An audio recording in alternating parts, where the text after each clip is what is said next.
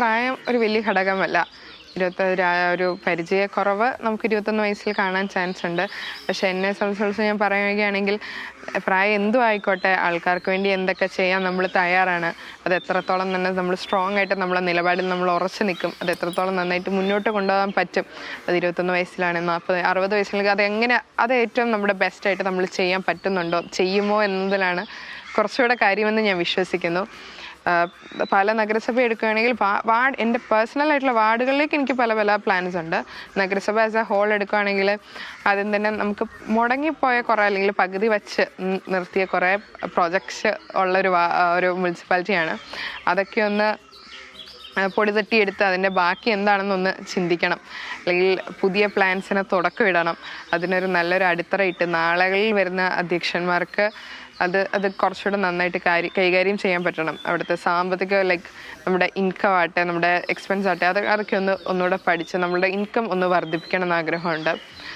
ഇപ്പം ഹോസ്പിറ്റലിൽ എടുക്കുകയാണെങ്കിൽ സ്കാനിങ് മെഷീൻസ്, ലിഫ്റ്റ്സ് കുറേ സ്ഥലത്ത് വർക്കിംഗ് അല്ല. അതിപ്പോൾ നമ്മുടെ പാല ഗവൺമെൻറ് ആവശ്യം ഒരു ഏതൊരു പ്രൈവറ്റ് ഹോസ്പിറ്റലിലെ പോലെ നല്ലൊരു സ്ഥാപനമായിട്ട് എനിക്കത് മുന്നോട്ട് ഉയർത്തുന്ന വലിയ ആഗ്രഹമുണ്ട്.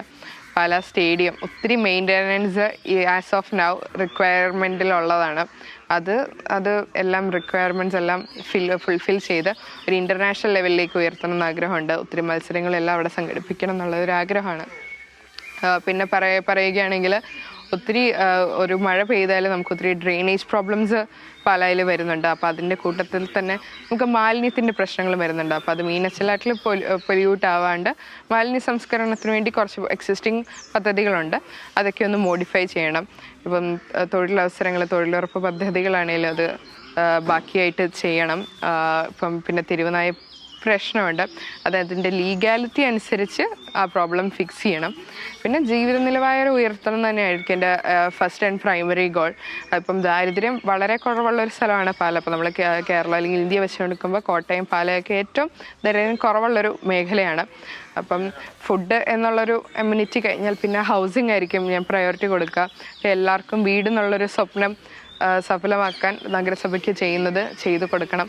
പിന്നെ എഡ്യൂക്കേഷൻ അല്ലെങ്കിൽ ഹെൽത്ത് കെയർ, ഇതെല്ലാം പയ്യെ ഇതെല്ലാം എല്ലാവരുടെയും ജീവിത നിലവാരം ഉയർത്തുക തന്നെയായിരിക്കും എൻ്റെ ബേസിക് ഗോൾ.